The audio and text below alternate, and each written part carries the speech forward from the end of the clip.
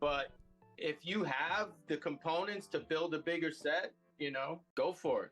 It's great. Definitely. Nothing Thank you. better as a drummer to have more things to hit. You see it today too, all over YouTube, Instagram. A lot of drummers set up so many little things in and out and stuff. Have fun, because you get to